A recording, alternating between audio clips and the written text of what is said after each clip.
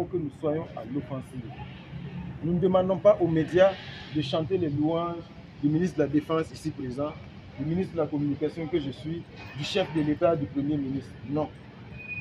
C'est vraiment pas ça l'intérêt. D'ailleurs, de toutes les façons, vous avez vu, un président, 48 heures, on ne le voit pas, on dit qu'il est introuvable. Bon, je me demande qui l'a cherché et ne l'a pas trouvé. Vous voyez la perfidie? Est-ce que Macron, on le voit tous les jours? 2 jours, on dit non, depuis 48 heures, le président est introuvable. Comme si des recherches avaient été menées dans toute la ville, remuer ciel de terre. Quelqu'un qui mène ses activités tranquillement, tous les jours. Et certains refusent de croire. Et on dit non, qu'il est introuvable. Bon, vous voyez, c'est un narratif en fait. Moi, je ne leur en veux pas. Ils sont payés pour faire ça. Le dessin, c'est quoi? Ils ont besoin de pays faibles, de pays désarticulés. Parce que dans ces pays, ils peuvent assouvir tous leurs desseins. Et le dessin principal, c'est lequel? C'est l'exploitation de nos ressources. Prenez les grandes entreprises. Je ne vais pas vous les citer. Toutes les grandes entreprises florissantes du Burkina, ça appartient à qui?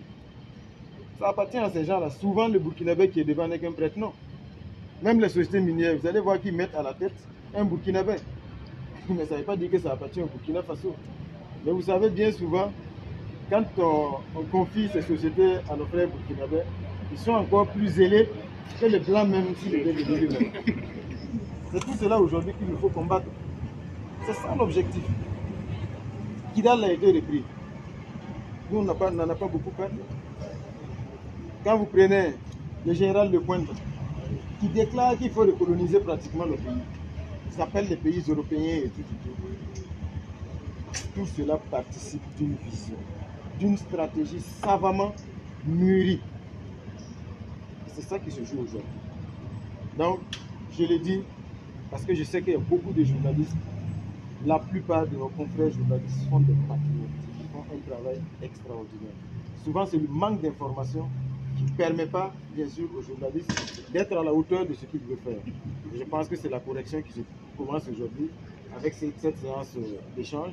Et ça va se poursuivre pour que les journalistes puissent souvent aller sur le terrain.